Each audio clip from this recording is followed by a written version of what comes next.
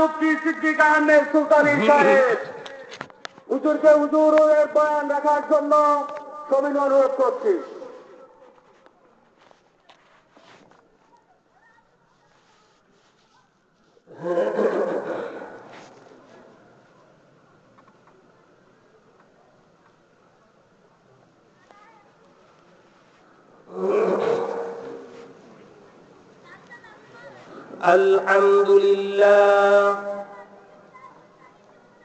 الحمد لله نحمده ونستعينه ونستغفره ونؤمن به ونتوكل عليه ونعوذ بالله من شرور أنفسنا ومن سيئات أعمالنا من يهد الله فلا مضل له ومن يضلل فلا هادي له ونشهد أن لا إله إلا الله وحده لا شريك له وأن محمدا عبده ورسوله أما بعد فأعوذ بالله من الشيطان الرجيم بسم الله الرحمن الرحيم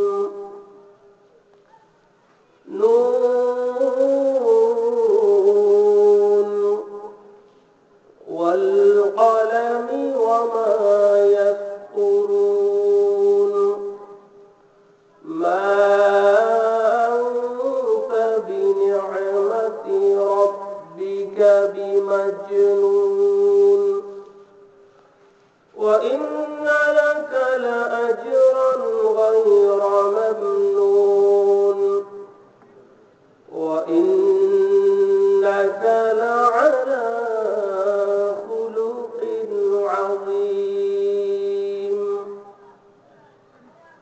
وقال الله تعالى في آية أخرى إن الله اصطفى آدم ونوحا وآل إبراهيم وآل عمران على العالمين وقال الله تعالى في كلامه المجيد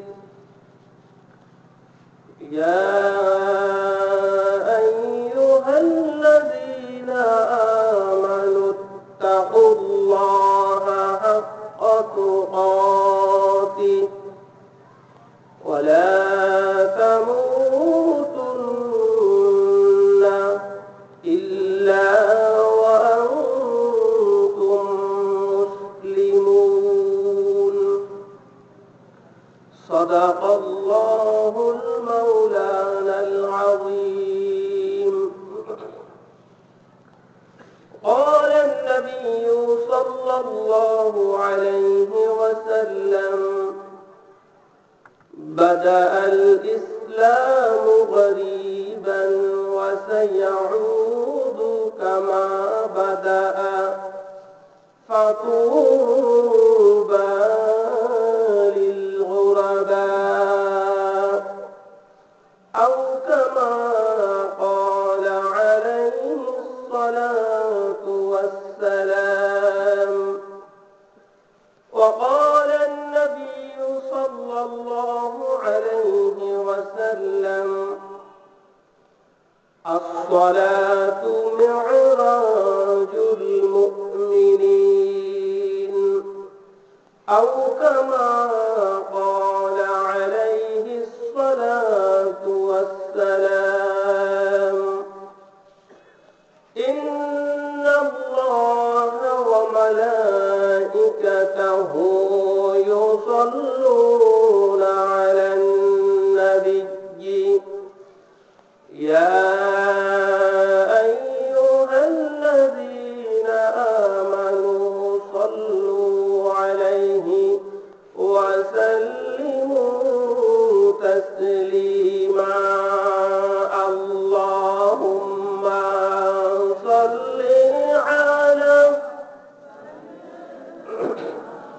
مولانا محمد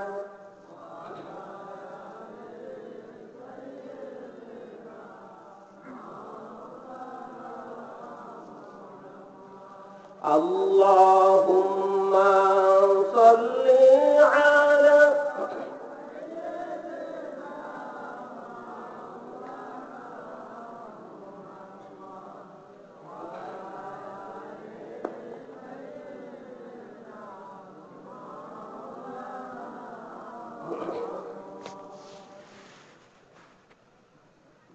অনেক দূর থেকে আমরা আসছি, শুধু ঢাকা থেকে।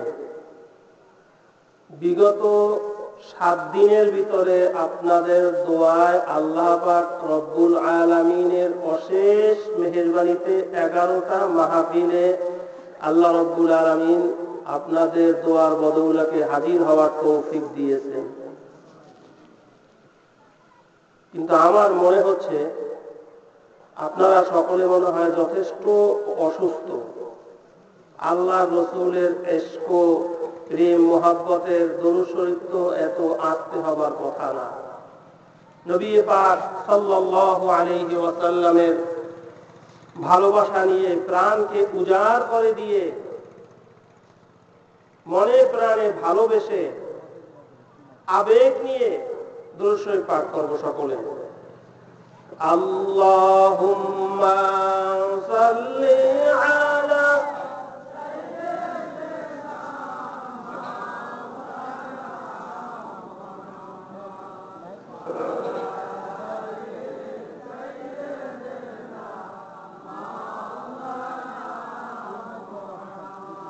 दुर्फिशानी ने तेरे कतरू को दरिया कर दिया, दिल को रोशन कर दिया, आँखों को बीना कर दिया। अल्लाहुम्मा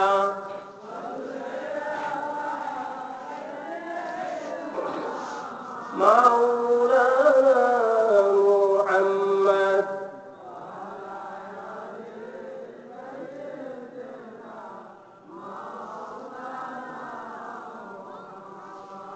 আসমান সুন্দর, জমিন সুন্দর, আরো সুন্দর গাছপালা।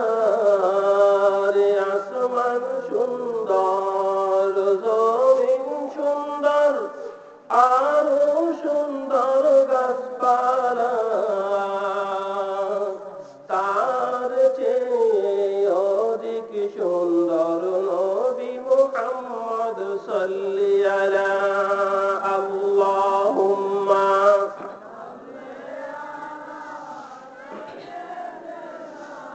মাওলানা মুহাম্মদ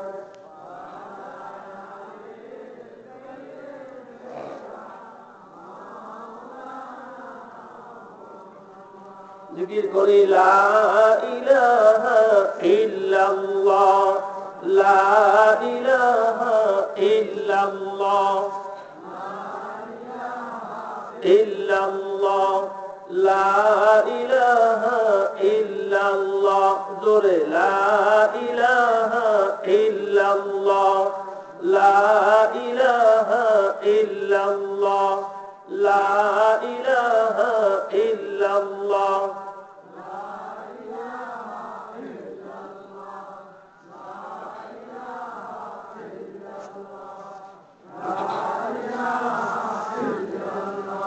لا إله إلا الله محمد رسول الله আলাইহি ওয়াসাল্লাম। আল্লাহ পাক রব্বুল আলামিনের দরবারে লাখো কোটি শুকরিয়া, ওই মালিক যিনি আমাদেরকে বড় বাউরতলা যুব সমাজের উদ্যোগে আয়োজিত আজকের এই দ্বিতীয় বার্ষিক ওয়াজ মাহফিলে বসার তৌফিক দিয়েছেন। আমরা সকলে বলি আলহামদুলিল্লাহ।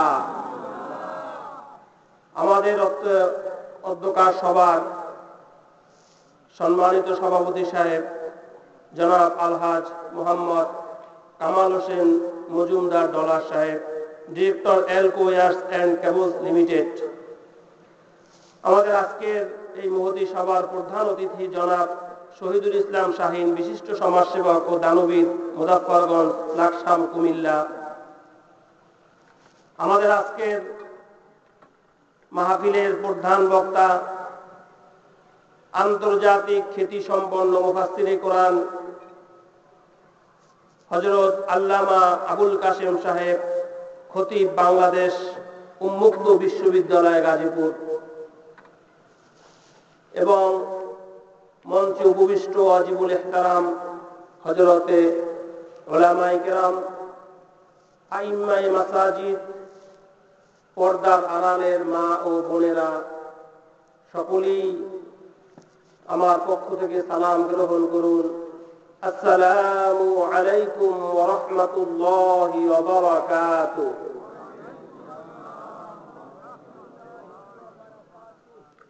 সকলে আমার সালামের জবাব দিলেন না। সালাম দেওয়া হলো সুন্নাত, উত্তর দেওয়া। ওয়াজের মাহফিলে আসছি, তাফসীরুল কুরআন মাহফিলে আসছি সওয়াব কামাই করার জন্য, কিন্তু মাহফিলের ভিতরে, প্যান্ডেলের ভিতরে বসেই যদি আমরা ওয়াজিব তরকের গুনাহ কামাই করি, সে আশার কোনো দাম নাই। আমি আপনাদের খেদমতে আবার সালাম দিচ্ছি। আসসালামু আলাইকুম ওয়া রাহমাতুল্লাহি ওয়া বারাকাতুহু।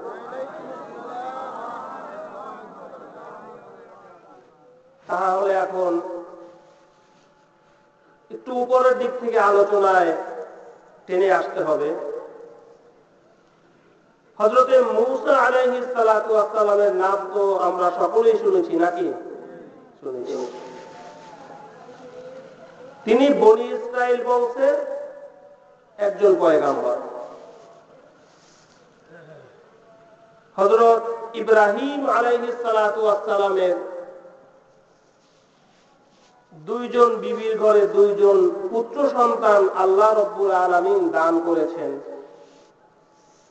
হযরতে সারা আলাইহিস সালাতু ওয়াস সালামের ঘরে আল্লাহ রাব্বুল আলামিন দিয়েছেন হযরতে ইসহাক আলাইহিস সালাতু ওয়াস সালামকে, এবং হযরতে বিবি হাজেরা আলাইহিস সালাতু ওয়াস সালামের ঘরে আল্লাহ রাব্বুল আলামিন পুত্র সন্তান দান করতেন হযরতে ইসমাঈল আলাইহিস সালাতু ওয়াস সালাম। এই ইসহাক আলাইহিস সালাতু ওয়াস সালামের এক ছেলের নাম হচ্ছে হযরতে ইয়াকুব আলাইহিস সালাতু ওয়াস সালাম। এই ইয়াকুব আলাইহিস সালামের আরেক নাম হচ্ছে ইসরাঈল, যার জন্য ওনার পরবর্তী বংশধরদেরকে বনি ইসরাঈল বলা হয়। এই বনি ইসরাইলে আল্লাহ পাক রব্বুল আলামিন ৭০,০০০ নবী পাঠিয়েছেন, বলি আলহামদুলিল্লাহ। কত হাজার বলছিলাম? হযরতে ইসমাঈল আলাইহিস সালাতু ওয়াস সালামের বংশে নবী পাঠাইছে মাত্র একজন। কয়জন? সংখ্যায় বেশি অনেক, আর এদিকে সংখ্যায় কম, কিন্তু মর্তবায় যে একজন, তার মর্তবা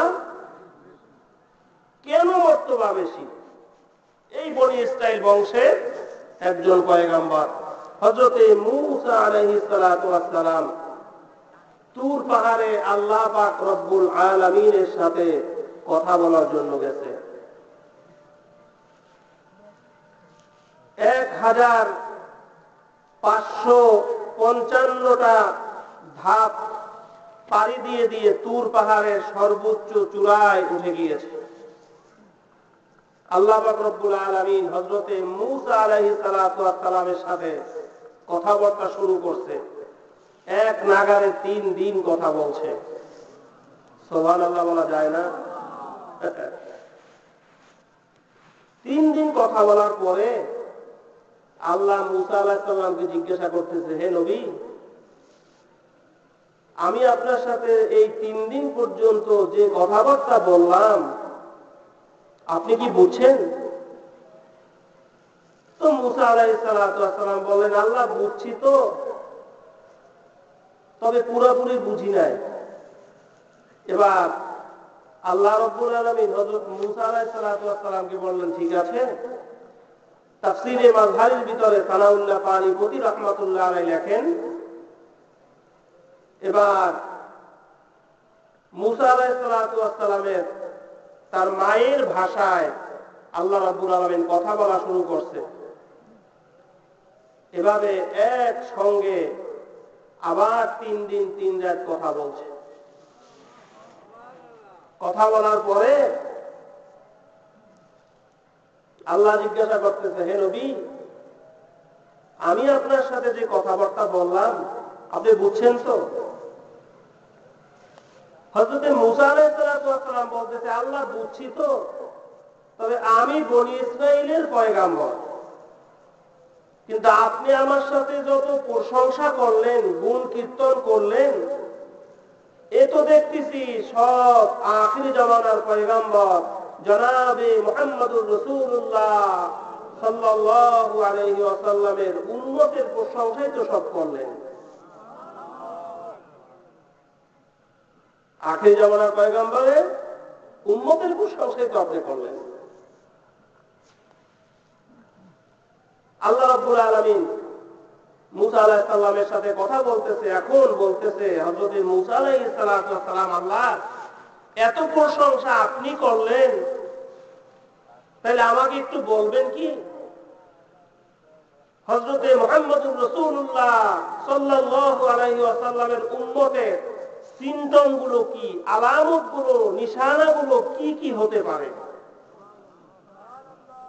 আপনি যদি আমাকে বলে দেন তাহলে আমি আমার উম্মতের ভিতরে সেই সকল সিম্পটম গুলো আমি চালু করে দিব। আল্লাহ রাব্বুল আলামিন হযরতে মূসা আলাইহিস সালাতু ওয়াস সালামকে বললেন, আমার নবী, হে মূসা, আখিরি জামানার পয়গম্বর আমার হাবিব জনাবে মুহাম্মদুর রাসূলুল্লাহ সাল্লাল্লাহু আলাইহি ওয়াসাল্লামের উম্মতের ভিতরে 1 নাম্বার আলামত হলো, তারা যখন একজন আরেকজনের সাথে দেখা সাক্ষাৎ হবে, উভয় উভয়কে বলবে আসসালামু আলাইকুম ওয়া রাহমাতুল্লাহ। উম্মতে মুহাম্মাদীর একটা আলামত। 2 নাম্বার আলামত হলো, যখন নাকি আমার হাবিবের উম্মতেরা ভবিষ্যতে করবে, পরবর্তীতে করবে এমন কোন কাজের জন্য কারো সঙ্গে প্রমিস করবে, কারো সঙ্গে ওয়াদাবদ্ধ হবে, আগামীকালকে দেখা করব, আগামীকালকের বাজারে যাব, আগামীকালকের মেয়ের শ্বশুর বাড়িতে বেড়াতে যাব, ভবিষ্যতে কোনো কাজের জন্য যখন নাকি তারা প্রমিস করবে, তখন সেই কাজের সময় তারা বলবে ইনশাআল্লাহ। কি বলবে? ইনশাআল্লাহ। আমার হাবিবের উম্মতেরা যখন নাকি আমার থেকে কোন নিয়ামত পাবে, কোন নিয়ামত তাদের কাছে আসবে, তখন তারা খুশি হইয়া আমি আল্লাহ রাব্বুল আলামিনের প্রশংসা করবে। তারা খুশি হইয়া বলবে আলহামদুলিল্লাহ। কত সুন্দর মঞ্চ তৈরি করেছে, তাফসীরুল কোরআন মাহফিল করেছে।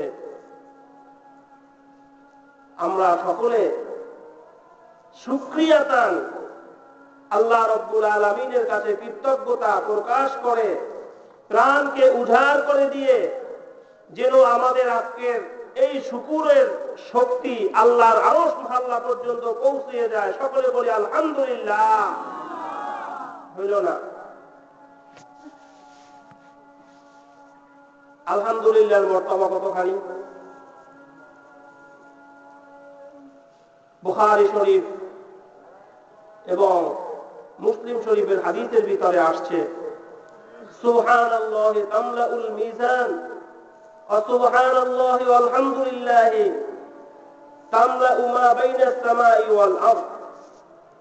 বলা হয় যে আলহামদুলিল্লাহ একবার পড়লে আসমান থেকে জমিন পর্যন্ত এই ফাঁকা জায়গাটাকে যদি স্বর্ণ দিয়ে পরিপূর্ণ করে দেওয়া হয়, আর সেই পরিমাণ স্বর্ণকে যদি আল্লাহর রাস্তায় দান করে দেওয়া হয়, তাতে যতখানি সওয়াব হবে আল্লাহ রাব্বুল আলামিন একবার আলহামদুলিল্লাহ বললে সম পরিমাণ সওয়াব তার বান্দার আমলনামায় দিয়ে দিবেন। হইল না? আর একটু জোরে বলি আলহামদুলিল্লাহ। একটু আগেই বলেছিলাম নবী পাক সাল্লাল্লাহু আলাইহি ওয়াসাল্লামের উম্মত তার মর্তবা এতখানি, তাহলে নবী পাক সাল্লাল্লাহু আলাইহি ওয়াসাল্লামের আখলাক এবং চরিত্র নিয়ে আমি আপনাদের খেদমতে সামান্য কিছু সময় আলোচনা করব, যদি আপনারা ধৈর্য ধারণ করে আলোচনাটুকু শুনেন। আর যদি এভাবে উঠা বসা করেন তাহলে মজলিসের আদব নষ্ট হয়ে যাবে। যদি আপনারা ধৈর্য ধারণ করে বসেন তাহলে নবী পাক সাল্লাল্লাহু আলাইহি ওয়াসাল্লামের অনুপম আখলাক এবং চরিত্রের উপরে সামান্য কিছু আলোচনা আপনাদের ক্ষেত্রে আমি করার আশা রাখি। আপনারা রাজি আছেন তো? ইনশাআল্লাহ। আগে দেখি আমার নবীকে একটু বিচার করে একটু চিনি। মক্কা যখন বিজয় হয়ে গেল, আল্লাহ রাসূল মাথা থেকে লোহার টুপিটা মাত্র খুলে নিচে রাখছেন, তখন আসরের সময় হয়ে গেছে। আল্লাহ রাসূল হযরতে বেলালকে ডাক দিয়ে বললেন, বেলাল উঠেন, বাইতুল্লাহর ছাদে উঠে আজকে আযান দিবেন। তাফসীরে ফি তিবিয়ানিল কুরআনের ভিতরে লিখেছেন, বেলাল আজকের আযান দিতে হবে, এত জোরে আযানের শব্দ যেন মক্কার অলিতে গলিতে পৌঁছে যায়। হযরতে বেলাল বাইতুল্লাহর ছাদের উপরে উঠে গেছে। হযরতে বেলাল বাইতুল্লাহর ছাদের উপরে উঠে কতক্ষণ ডান দিকে তাকায়, কতক্ষণ বাম দিকে তাকায়, আবার কতক্ষণ দয়ার নবী মুহাম্মদুর রাসূলুল্লাহ সাল্লাল্লাহু আলাইহি ওয়াসাল্লামের চেহারার দিকে তাকায়। আল্লাহর নবী হযরতে বেলালকে ডাক দিয়ে বললেন, রে বেলাল কি হয়েছে, তাড়াতাড়ি আযান দাও। হযরতে বেলাল বললেন, ইয়া রাসূলুল্লাহ, যখন সুদূর মদিনায় ছিলাম তখন বাইতুল্লাহর দিকে ফিরে ফিরে আযান দিতাম, যখন মিনায় ছিলাম তখনও বাইতুল্লাহর দিকে ফিরে ফিরে আযান দিতাম। এখন তো আমি বাইতুল্লাহর ছাদের উপরে উঠে গেছি, কাবা তো খুঁজে পাই না, ইয়া রাসূলুল্লাহ আমি কোন দিকে ফিরে আযান দিব? আল্লাহর রাসূল জনাব মুহাম্মদুর রাসূলুল্লাহ সাল্লাল্লাহু আলাইহি ওয়াসাল্লাম হযরতে বেলালকে ডাক দিয়া বললেন, রে বেলাল, কাবা যদি খুঁজে নাই পাও, আমি নবী মুহাম্মদের দিকে ফিরে ফিরে আযান দাও। শরীয়ত হো তরিকত হো तमामी, हकीकत में मुहम्मद की गुलामी। शरीयत हो तरीक़त हो तमामी, हकीकत में मुहम्मद की गुलामी।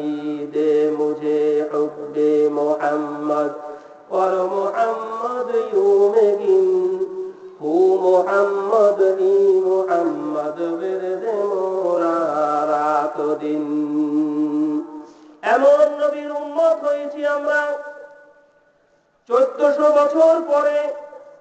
বড় ফিতনা ফাসাদের যুগ, বড় কঠিন যুগে মুসলমানের ঈমান নিয়ে বড় নাটক চলছে সব জায়গাতে। কি বলেন ঠিক না? তাম দুনিয়ার ভিতরে গোটা পৃথিবী এখন মুসলমানদের জন্য একটা জেলখানা হয়ে গেছে, ঠিক না? কোথাও শান্তি নেই। ইহুদিরা লাথি মারে, খ্রিস্টানদের পায়ে গিয়া পড়ে মুসলমান। বৌদ্ধরা লাথি মারে, হিন্দুদের পায়ে গিয়া পড়ে মুসলমান, ঠিক না? যত দোষ নন্দ ঘোষ, সব অন্যায় মুসলমানদের। তারপরেও আল্লাহ রসুল জনাবে মুহাম্মদুর রাসূলুল্লাহ সাল্লাল্লাহু আলাইহি ওয়াসাল্লামের আখলাক সম্পর্কে মুসলমানদের শত্রু খ্রিস্টান ডাক্তার মাইকেল এইচ হার্ট গত কয়েকদিন আগে একটা বই লিখেছে। বইটার নাম দিয়েছে দা 100। কি বললাম? 100। এই বইটার ভিতরে 100 মহামনীষীদের নাম মাইকেল এইচ হার্ট জড়ো করেছে। আর এই বইটার ভিতরে, বইটা লেখার আগে প্রকাশনা একটা পরিষদ করেছিলেন মাইকেল এইচ হার্ট। তাতে আরো 25 জন বড় বড় লেকচারাররা ছিল, তাদের একজনও মুসলমান ছিল না। এই বইয়ের ভিতরে জনাবে মুহাম্মদুর রাসূলুল্লাহ সাল্লাল্লাহু আলাইহি ওয়াসাল্লামের নামটা সবার শুরুতে দিয়েছে। সুবহানাল্লাহ বলা যায় না? সাংবাদিকরা প্রশ্ন করলেন, এই মাইকেল এইচ হার্ট, আজীবনকাল তোমার বাবা মা, তোমার পূর্বপুরুষেরা চার্চে গিয়ে যিশু খ্রিস্টের পূজা করেছে, আর আজকে তুমি গ্রন্থ রেখেছো, বই রেখেছো, বইয়ের ভিতরে নবী মুহাম্মদুর রাসূলুল্লাহ সাল্লাল্লাহু আলাইহি ওয়াসাল্লামের নামটা, মুসলমানের নবীর নামটা কেন তুমি শুরুতে দিয়েছো? মাইকেল এইচ হার্ট সাংবাদিকদেরকে বলতেছে, আমি সারা দুনিয়ার যত বড় বড় মহামনীষী রয়েছে, এরকম ভাবে আমি আমেরিকার ভূতপূর্ব প্রেসিডেন্ট আব্রাহাম লিঙ্কনের জীবনী আমি পরিপূর্ণ শুরু থেকে নিয়ে শেষ পর্যন্ত আমি পড়েছি। আমি ইতালির প্রেসিডেন্ট হুবারের জীবনী আমি পড়েছি। চীনের প্রেসিডেন্ট শ্রী হোংসের লাইফ হিস্টোরি আমি দেখেছি। লেনিন কালমাসের জীবনী আমি পড়েছি। দুনিয়ার ভিতরে যত বড় বড় বড় মহামনীষীরা দুনিয়ার ভিতরে আসছেন, আমি সকলের জীবনী পড়ে দেখেছি। কারো কারো জীবনীর ভিতরে দেখা যায় কেউ আত্মসাৎ করার একটা ছিদ্র রয়েছে, কারো চরিত্রের ভিতরে নারী লোভের মতো দুর্ঘটনা ঘটেছে, এমন কিছু ছিদ্র দেখা যায়। বড় বড় পাপ, কোন না কোন পাপ প্রত্যেকটা মনীষীর ক্যারেক্টারের ভিতরে, চরিত্রের ভিতরে পাওয়া যায়। কিন্তু এমন একজন মনীষী আমি পেয়েছি, শুরু থেকে নিয়ে শেষ পর্যন্ত গোটা জীবনের ভিতরে তার চরিত্রের ভিতরে এক বিন্দু পরিমাণ কোথাও ছিদ্র খুঁজে পাই না। তিনি কে?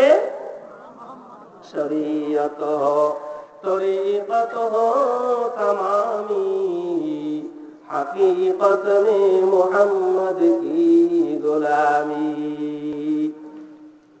এমনকি বড় বড় বিধর্মীরা নবী পাক সাল্লাল্লাহু আলাইহি ওয়াসাল্লামের চরিত্র দেখিয়া মুসলমান হয়ে গেছে। ভারতের, উত্তর ভারতের বিশাল একটা মন্দির, মন্দিরটির নাম হলো দোবাসের মন্দির। কি বললাম?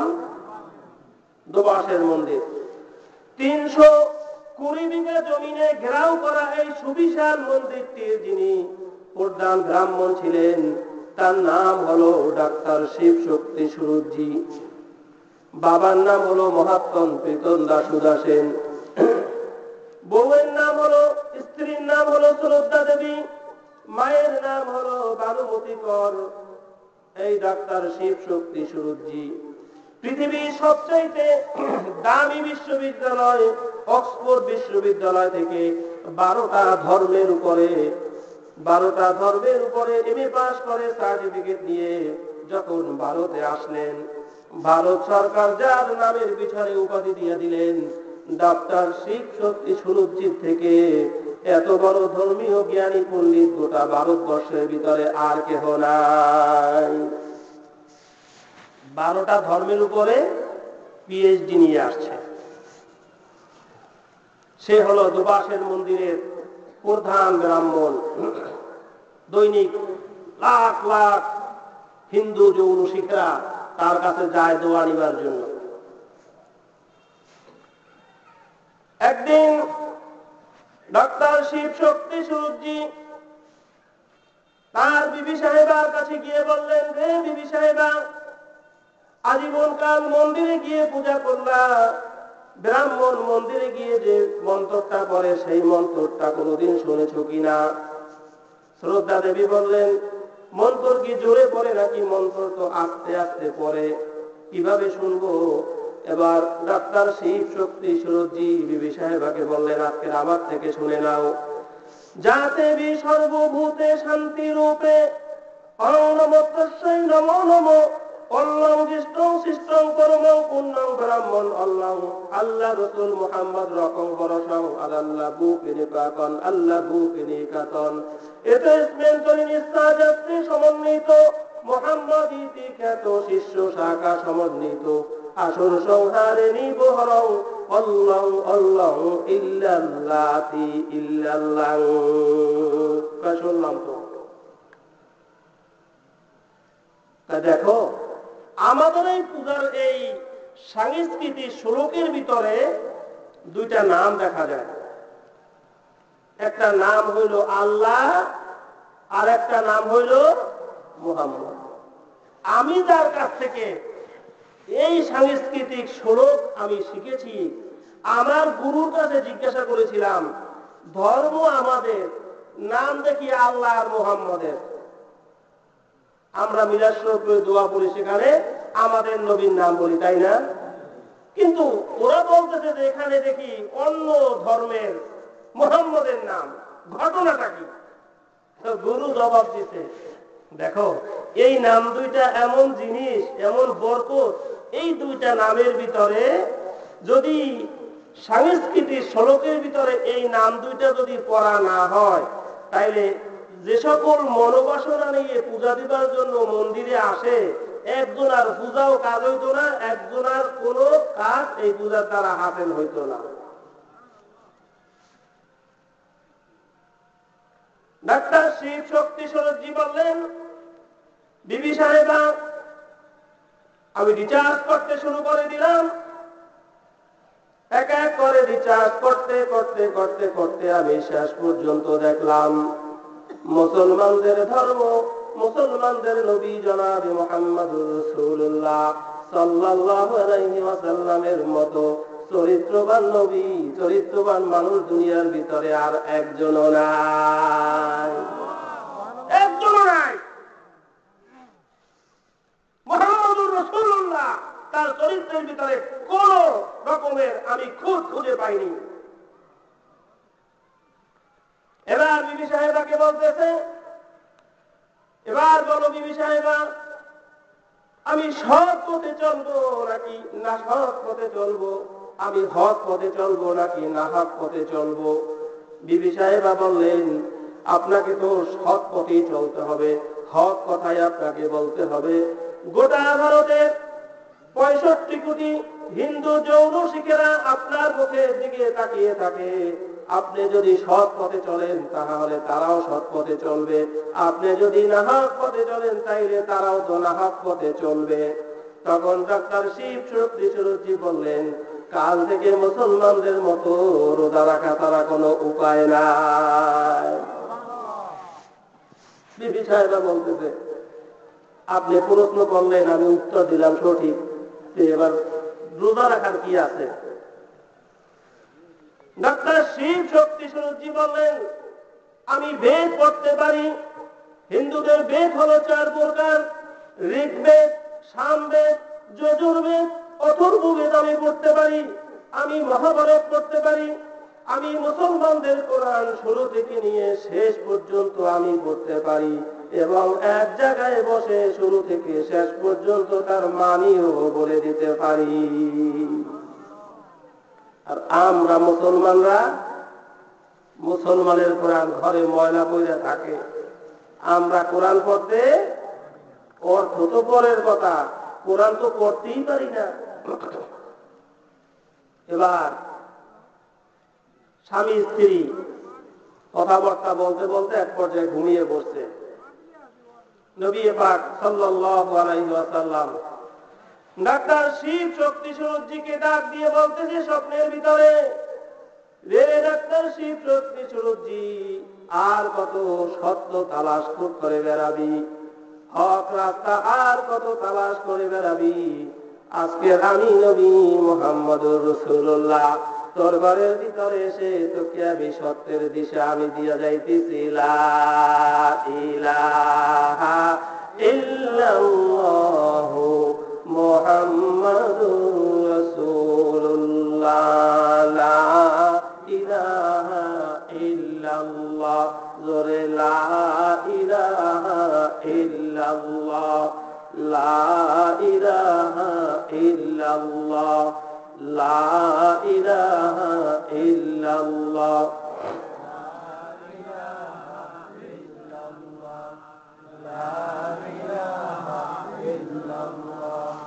লা ইলাহা ইল্লাল্লাহু মুহাম্মাদুর রাসূলুল্লাহ সাল্লাল্লাহু আলাইহি ওয়াসাল্লাম।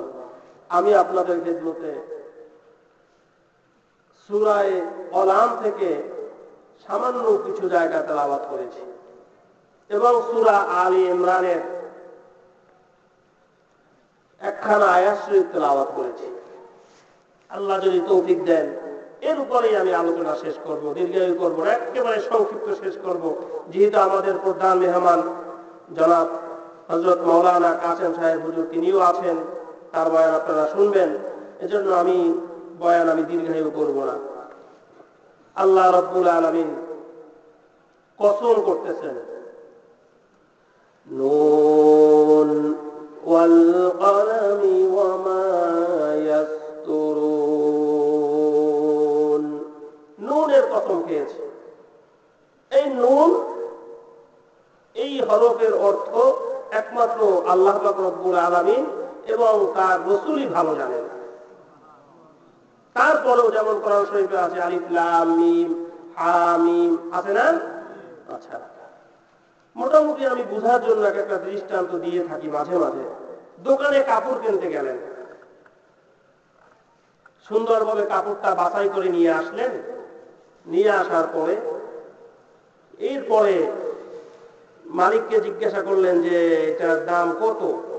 তো মালিক বলল যে এটার দাম 340 টাকা। তো আপনি বললেন ভাই অনেক, আমার বাজেটের থেকে বেশি হয়ে যায়, এত দাম দিয়ে কাপড় নেওয়া যাবে না। এবার মালিক কর্মচারীকে বলতেছে, কিরে দেখ তো এটার সিরিয়াল নাম্বার কত? 5650 নাম্বার।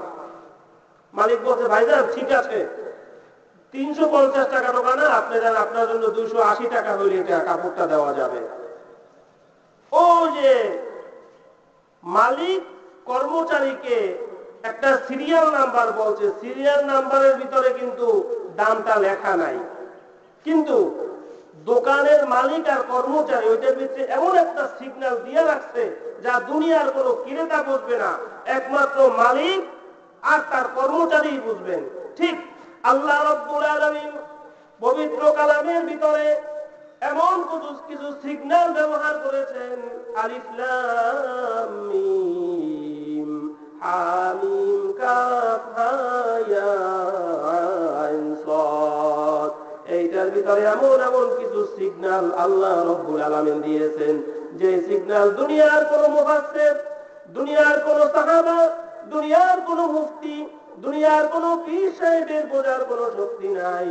একমাত্র আল্লাহ রাব্বুল আলামিন আর হাবিব জনাবে মুহাম্মদুর রাসূলুল্লাহ সাল্লাল্লাহু আলাইহি ওয়াসাল্লামই জানেন। নূরুল কলামে ওয়া মা ইয়াসতুরুন, অতঃপর ওয়াল কলামি ওয়া মা ইয়াসতুরুন, ওই কলমের কসম খেয়েছে। আরশ, কুরসি, লৌহ, কলম। একটু জোরে জোরে বলি, আরশ, কুরসি, লৌহ, কলম। এই কলমের আল্লাহ কসম খেয়েছে। তাইলে এখন এই কলম বলতে আমরা কোন কলম বুঝতে পারি? আমরা যে স্বাভাবিক কলম দিয়া লেখি, এ কি সেই কলম? আসলে সেই কলম না। তাফসীরে ফি তিবিয়ানিল কুরআনের ভিতরে লিখেছেন, আল্লাহ রাব্বুল আলামিন প্রথমে এই কলমটাকে আল্লাহ বানিয়েছেন। সে কলমটা হয়েছে ৫৫০ বছরের রাস্তা। এত আসছে কলমটা কত বড়? ৫৫০ বছরের রাস্তা দূরত্ব। কলমটাকে আল্লাহ রাব্বুল আলামিন বলছেন তুমি লেখো। এবার কলমে লেখা শুরু করছে। ১০০০ বছর বৈশা কলমটায় লেখা শেষ করছে বিসমিল্লাহির রহমানির রহিম। কেন লিখেছেন? এত লং টাইম কেন লিখেছেন? আল্লাহ রাব্বুল আলামিন আসমানি ১০৪ খানা কিতাব আল্লাহ নাযিল করছে। ১০৪ খানা কিতাবের ভিতরে যা কিছু আছে সবকিছু আল্লাহ দিয়ে দিয়েছে পবিত্র কোরআন শরীফের ভিতরে। কোরআন শরীফের ভিতরে আল্লাহ যা দিয়েছে সম্পূর্ণ জিনিস দিয়েছে আল্লাহ সূরা ফাতিহার ভিতরে। সূরা ফাতিহার ভিতরে আল্লাহ যা দিয়েছে তা দিয়েছেন বিসমিল্লাহির রহমানির রহিমের ভিতরে। বিসমিল্লাহির রহমানির রহিমের ভিতরে যা দিয়েছে আল্লাহ তা দিয়ে রেখেছেন বিসমিল্লাহর বায়ের ভিতরে। বিসমিল্লাহর বায়ের ভিতরে আল্লাহ রাব্বুল আলামিন যা দিয়েছেন তা রেখেছেন আল্লাহ বিসমিল্লাহর বায়ের নিচে একটা নকতার ভিতরে।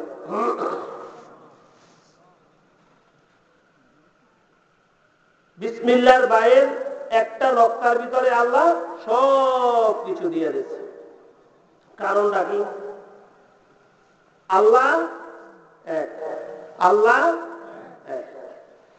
বান্দার কলবের সাথে আল্লাহর কলব, আল্লাহ রাব্বুল আলামিন পর্যন্ত এই সম্পর্কের মাঝখানে দুনিয়ায় আর কোন জিনিসের সাথে সম্পর্ক রাখা যাবে না। মনে একমাত্র আল্লাহ রাব্বুল আলামিন কি বসাইতে হবে। এই জন্য আমাদের হুজুররা পড়াইতো, এই নকশা দিয়ে বুঝাইছে বান্দার কলব থেকে আল্লাহ রাব্বুল আলামিন পর্যন্ত ডাইরেক্ট সম্পর্ক, মাঝখানে আর কোনো সম্পর্ক থাকতে পারবে না। যাই হোক, আসল আলোচনার দিকে চলে যাচ্ছি। নুন ওয়াল কলামি ওয়া মা ইয়াসতুরুনা মা আনতা বিনি'মাতি রাব্বিকা বিমাজনুন ওয়া ইন্না লাকা লাআজরান গায়রা মামনুন। আল্লাহ রাব্বুল আলামিন পবিত্র কালামে পাকের ভিতরে ইরশাদ করেন, আল্লাহ তিনটা কসম খেয়েছে। নূরের কসম খেয়েছে, আল্লাহ কলমের কসম খেয়েছে, আল্লাহ রাব্বুল আলামিন কতবার কসম খেয়েছে? কলম যেই জিনিস লেখে সেই জিনিসের কসম। আল্লাহ রাব্বুল আলামিন তিনটা কসম খাবার পরে আল্লাহ রাব্বুল আলামিন আল্লাহর হাবিবকে বলতেছে ওয়া ইন্না লাকা লাআজরান গায়রা মামনুন ওয়া ইন্নাকা লাআলা খুলুকিন আযীম। 1400 বছর আগে যখন আল্লাহ রসুল জনাবে মুহাম্মদুর রাসূলুল্লাহ সাল্লাল্লাহু আলাইহি ওয়াসাল্লাম দ্বীনের দাওয়াত শুরু করলেন, লা ইলাহা ইল্লাল্লাহু মুহাম্মাদুর রাসূলুল্লাহ যখন বলা শুরু করলেন, তখন কাফেররা আল্লাহ রসুলকে বলতে শুরু করলেন, এ মুহাম্মদ একটা পাগল, কাম নাই কাজ নেই, এখন নতুন একটা ধর্ম আবিষ্কার করছে, এই পাগল ছাড়া আর কিছু হইতে পারে নাকি, তোমরা বাদ দাও, মুহাম্মদের কোনো কথাবার্তা শোনো না। আল্লাহ রসুলকে পাগল বলেছে, চরিত্রহীন বলেছে।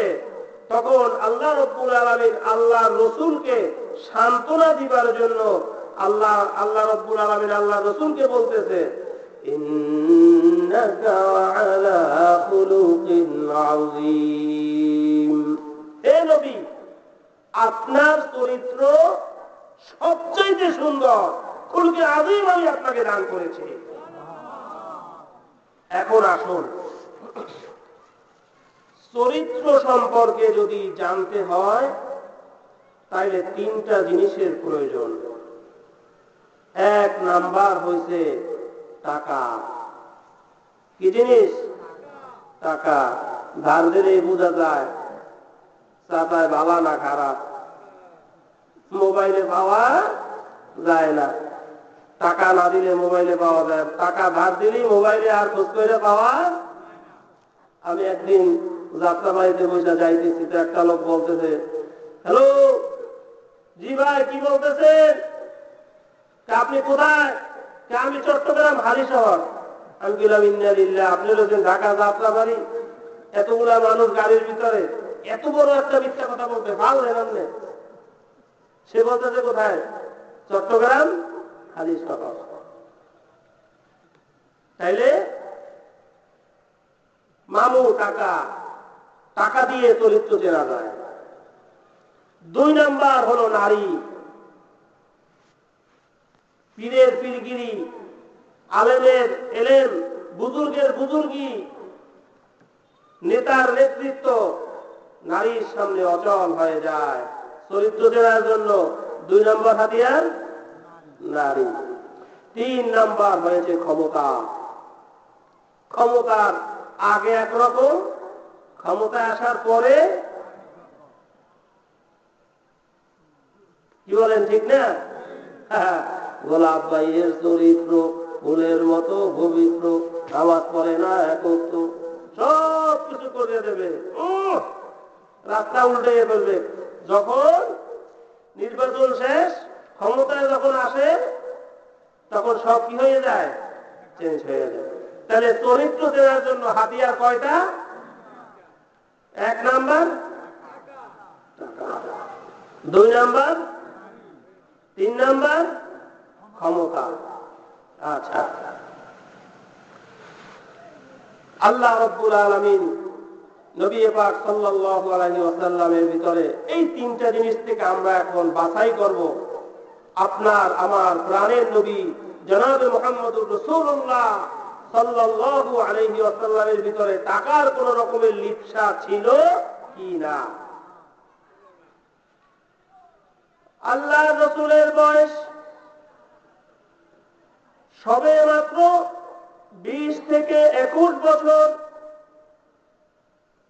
হযরতে খাদিজাতুল কুবরা রাদিয়াল্লাহু তাআলা আনহা তার বান্ধবী নাফিসাকে একদিন বলতেছে, হে নাফিসা, ব্যবসা বাণিজ্য নিয়ে বড় সমস্যার ভিতরে আছি, যেতে যেতে আসল আমার শেষ হইয়া যাইতেছে, যাকে পাঠাই সেই চুরি কইরা শুধু খায়।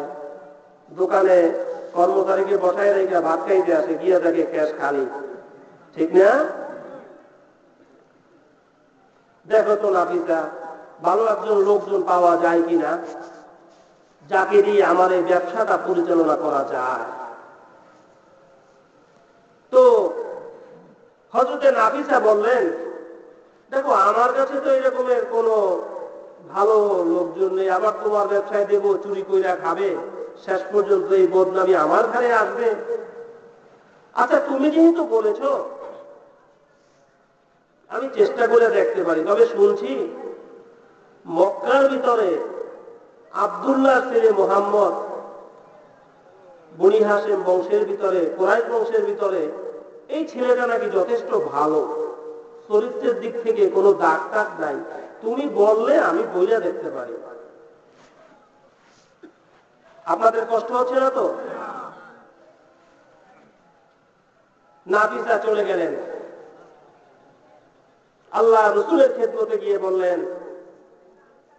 আপনি যদি রাজি হন তাহলে আমি আপনাকে একটা কাজের ব্যবস্থা করে দিতে পারি।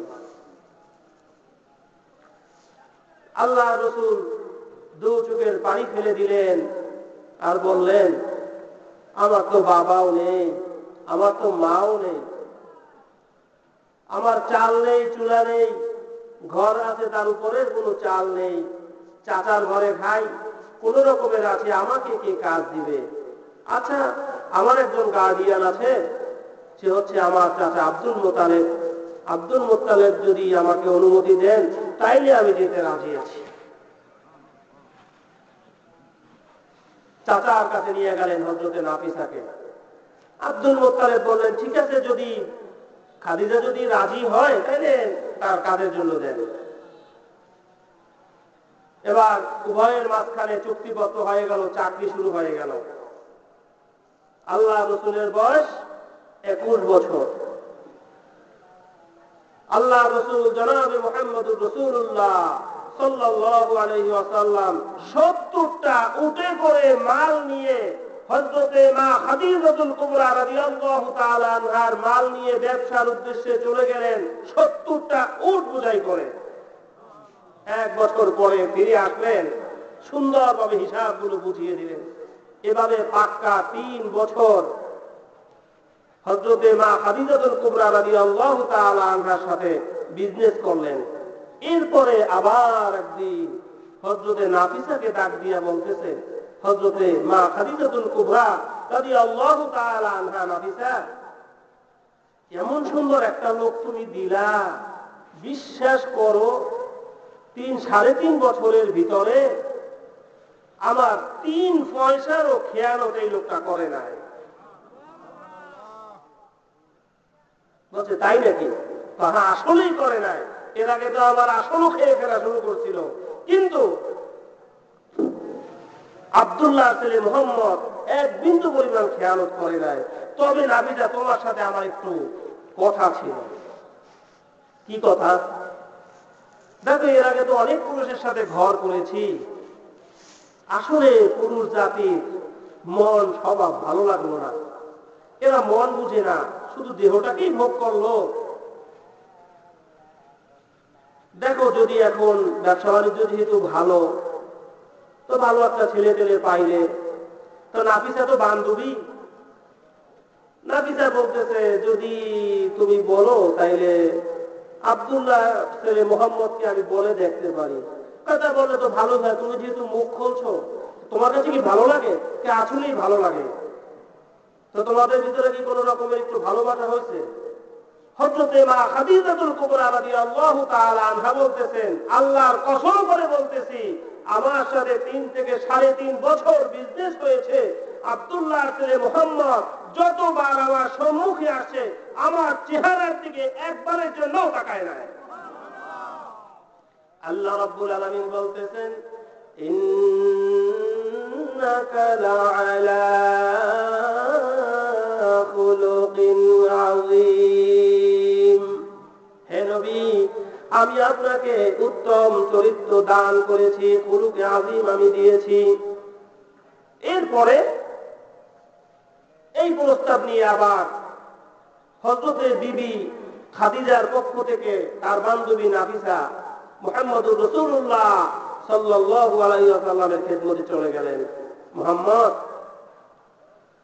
খাদিজা আসলে দেখতে কেমন? আল্লাহ রাসূল বলতেছে, হ্যাঁ, সে তো অনেক ভালো মানুষ। একটা প্রস্তাব নিয়ে আসছিলাম। কি প্রস্তাব? যে এই ব্যাপার, তোমাদের মাঝখানে যদি বিবাহ হতো তাহলে মনে হয় ভালোই হতো। তা আল্লাহ রাসূল বলছে, দেখো, আমার কাছে কি এত বড় ধনী মহিলা, সে কি আসবে নাকি? আমি তো গরিব মানুষ, চাল নেই, চুলা নেই, কোন রকমের চলতেছি। তো এভাবে আবার একদিন খাদিজা এবং তার বান্ধবী নাফিসা একসঙ্গে বসে আলাপ করতেছে। আজকেও বলতেছে, নাফিসা আমাকে দেখতে কি খারাপ দেখা যায়? হযরতে নাফিসা বলতেছে, তোমার বয়স 40 বছর হলেও খাদিজা, আল্লাহর কসম করে বলতেছি, তোমার রূপের সম্মুখে 20 থেকে 25 বছরের একটা নারীও কিছু না। এটা আমার নবীর সহধর্মী হবেন, আপনার আমার মা হবেন, আল্লাহ তো তাকে হেফাজত করে রেখে দিয়েছেন। প্রস্তাব নিয়ে গেলেন আবার মুহাম্মদের কাছে। আল্লাহ রাসূল জনাবে মুহাম্মদুর রাসূলুল্লাহ সাল্লাল্লাহু আলাইহি ওয়াসাল্লাম, এখানে কি জেনারেটরের ব্যবস্থা আছে? জি জি আছে। আচ্ছা আচ্ছা, দুরূদ শরীফ করি। আল্লাহুম্মা সাইয়্যিদিনা মাওলানা মুহাম্মদ ওয়া আলা আলি সাইয়্যিদিনা মাওলানা মুহাম্মদ। জোরে জোরে বলি, আল্লাহুম্মা সাল্লি আলা মাওলানা মুহাম্মদ।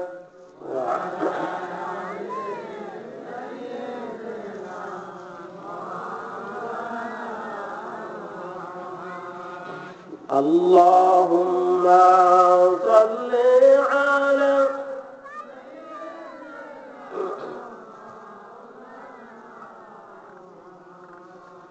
ওয়া আলা আলি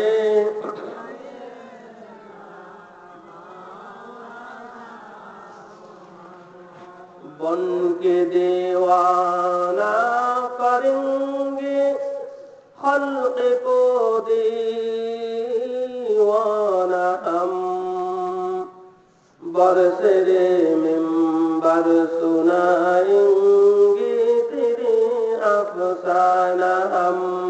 अल्लाहुम्मा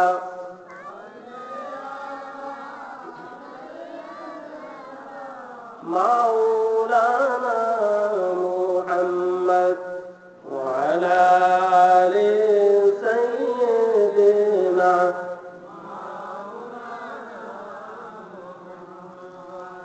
এ কিন্তু মাত্র ওয়াজ ফাইলিং করলাম, ধৈর্য হারাবেন না তো নাকি শেষ করে দিব? মাত্র ওয়াজ এই শুরু করলাম। এবার আল্লাহ রাসূলের খিদমতে আবার হযরতে নাফিসা গিয়ে হাজির হলেন। মনে আছে তো? মুহাম্মদ, যদি আপনি রাজি হন তাইলে আমি প্রস্তাব দিয়ে দেখতে পারি। বলছে, আমার রাজি নারাজির কি আছে, আমার আর কি দাম আছে, আমি তো কোন রকমের,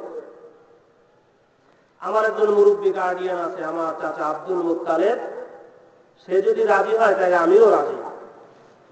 এবার চলে গেলেন চাচা আব্দুল মুত্তালিবের খেদমতে। চাচা তো বলছে, ঠিক আছে, খাদিজা যদি রাজি হয় তাহলে আমার পক্ষ থেকে কোনো সমস্যা নাই, আলহামদুলিল্লাহ। প্রস্তাবের মাধ্যমে আমার নবী, আপনার নবী জনাবে মুহাম্মদুর রাসূলুল্লাহ সাল্লাল্লাহু আলাইহি ওয়াসাল্লামের শুভ বিবাহের কাজ সম্পন্ন হয়েছে। বাসর করে গেলেন আল্লাহর নবী। হযরতে মা খাদিজাতুল কুবরা রাদিয়াল্লাহু তাআলা আনহার গৃহে আল্লাহ রাসূলের বাসর হয়েছে। বাসর করে যাবার পরে এ তো স্বাভাবিক, বাসর করে গেলে বান্ধবীরা অন্য রুমে থাকে সহযোগিতা করার জন্য, ঠিক এভাবে করেই হযরতে নাফিসা পাশে আর এক রুমে ছিল। কিন্তু দেখে বাসর ঘর হচ্ছে প্রত্যেকটা মানুষের জীবনে বারবার আসে না, একবারই আসে। এটা একটা আনন্দের রাত্রি, কিন্তু কিরে খাদিজা এত কান্নাকাটির শব্দ কি? হযরতে মা খাদিজাতুল কুবরা রাদিয়াল্লাহু তাআলা আনহা নাফিসাকে বললেন, আল্লাহ রাসূল জনাবে মুহাম্মদুর রাসূলুল্লাহ সাল্লাল্লাহু আলাইহি ওয়াসাল্লাম সে তো কাঁদতেই আছে। বাসর করে গিয়ে আল্লাহর নবী জনাবে মুহাম্মদুর রাসূলুল্লাহ সাল্লাল্লাহু আলাইহি ওয়াসাল্লাম হযরতে মা খাদিজাতুল কুবরা রাদিয়াল্লাহু তাআলা আনহাকে বলতেছেন, রে খাদিজা, আপনি কি আমার মা জননী হযরতে আমেনাকে দেখেছেন কিনা? কেমন দেখেছেন আমার আম্মাকে, কেমন দেখেছেন একটু বলুন বলুন বলুন। আমি মুহাম্মদের জীবনটা এমন জীবন, বিবাহ করার পরে বাসর ঘরে বউকে সাজিয়ে দেয় জনম দুঃখিনী মা। আমার মা দুনিয়াতে নাই খাদিজা। আমার মনের ভিতরে ছোটবেলা থেকে কতগুলো কষ্ট আমি জিয়ে রেখেছি, দুনিয়ায় কোনো মানুষের কাছে আমি বলতে পারিনি, আজ পর্যন্ত বলার কোনো লোক পাইনি। বাসর ঘরে ঢুকে সেই স্মৃতিগুলো আমার হৃদয়ে ভেসে উঠেছে। খাদিজা, আপনি আমার আম্মাকে দেখেছেন কিনা? তখন হযরতে খাদিজা বলতেছেন, আপনার বয়স যখন মাত্র 4 দিন, আমার বয়স ছিল তখন 16 বছর। আমি তখন নবী মুহাম্মদুর রাসূলুল্লাহ সাল্লাল্লাহু আলাইহি ওয়াসাল্লাম, আপনি ছোট ছিলেন, 4 দিনের শিশু। আপনাকে আমি কোলে করে নিয়ে আদর দিয়েছি। আপনার আম্মা জান, আমার শাশুড়ি আম্মা জান হযরতে মা আমেনাকে আমি দেখেছি। আল্লাহর কসম করে বলতেছি, আমার মায়ের মতো চরিত্রবান নারী, আমার মায়ের মতো সুন্দরী নারী, আমার শাশুড়ির মতো একজন মহৎ নারী, ধন্য মা আমি খাদিজার জীবনে আমি আর কোনোদিন দেখি নাই। আল্লাহ রাসূল বললেন, খাদিজা, আমার জীবনের কিছু কষ্টের কথা আমি কোনোদিন কারো সাথে আমি শেয়ার করতে পারি নাই। আজকে এমন একটা গুরুত্বপূর্ণ সময়ের ভিতরে আমি আপনার সাথে সেই, আপনি আমার সহধর্মিণী, আমার দুঃখের কথাগুলো আপনার কাছে আমি বলবো। হযরতে মা খাদিজা রাদিয়াল্লাহু তাআলা আনহা আদরের স্বামীকে কাছে নিয়ে আদর দিয়ে সোহাগ দিয়ে বলতেছে, বলুন বলুন, আমি আজকের প্রাণ খুলে আপনার দুঃখ বিজড়িত, আপনার সেই ছোটবেলার দুঃখের কথাগুলো আমি এখন শুনবো। আল্লাহ নবী বলতেছেন, রে খাদিজা, আমি যখন মক্কায় খেলাধুলা করার জন্য আমি যখন বাড়িতে যেতাম, মাঠে ময়দানে যেতাম, সন্ধ্যা গড়িয়ে এলে আমি দেখতাম অন্য অন্য ছেলে মেয়েদের জন্য তাদের বাবা মা এসে তাদেরকে আদর করে, দু গালে চুম্বন করতে করতে আদর দিতে দিতে তাদেরকে বাড়িতে নিয়ে যেত। কিন্তু আমি নবী মুহাম্মদের কাছে কেউই আসতো না। আমি মাঠের কিনারায় শুধু বসে থাকতাম, আমার আব্বা কেন আসে না? এমন করে একদিন আমার জনম দুঃখিনী মা গো, হযরতে মা আমিনা আমাকে নিবার জন্য আসার পরে আমি আমার মায়ের আঁচল জড়িয়ে ধরে আমি আমার মাকে বলেছিলাম, রে মা, আব্বা কি জিনিস? অন্য অন্য শিশুদের জন্য আমার সঙ্গী সাথী তাদেরকে তাদের বাবা মা এসে আদর করে নিয়ে যায়, তুমি আমাকে নিবার জন্য আসছো, বলো বলো আম্মা, যতক্ষণ পর্যন্ত বলবা না ততক্ষণ পর্যন্ত আমি নবী মুহাম্মদ তোমার কোলে উঠতাম না। বলো বলো রে আম্মা, বলো আমার আব্বা কোথায়? হযরতে মা আমিনা কাপড় দিয়ে আঁচল দিয়ে দু চোখের পানি মুছে আর আকাশের দিকে তাকায়, রব্বুল আলামিন, মুহাম্মদের আব্বা কোথায়? সেই জবাব তো আমার কাছে নাই, সেই জবাব তোমার কাছে। জনম দুঃখিনী মা আমি আমিনা, মুহাম্মদের কাছে আমি কি জবাব দিব? আমার কাছে কোনো ভাষা নাই। আমার মুহাম্মদের বাবার প্রশ্নের উত্তর জবাবটা তুমি খোদাই দিয়া যাও। বাড়িতে চলে গেলেন। শিশু মুহাম্মদকে আদর দিতে দিতে, চুমু দিতে দিতে বাড়িতে নিয়ে গেলেন। এবার ছেলেকে নিয়ে বসলেন। তোমার বাবা মদিনায় মারা গিয়েছে, সেখানেই রয়েছে, পাগল হয়ে গিয়েছে। আল্লাহ রাসূল বাবাকে দেখার জন্য কোন রকমেরই আল্লাহ রাসূলকে বারণ করা যায় না। দাদার কাছে নিয়ে গেলেন, হযরতে আব্দুল মুত্তালিবের কাছে। আপনারা বিরক্ত হচ্ছেন না তো? হযরতে আব্দুল মুত্তালিবের কাছে নিয়ে গিয়ে বললেন, আব্বা আমি একটু মদিনাতে যাব, মুহাম্মদের বাবার কবরটাকে একটু জিয়ারত করার জন্য, ওকে ওর বাবার কবরটাকে জিয়ারত করাইয়া নিয়ে আসবো। হযরতে আব্দুল মুত্তালিব বললেন, ঠিক আছে, সময় সুযোগ করে মদিনায় যাও, গিয়ে ওর বাবার কবর জিয়ারত করে আসো।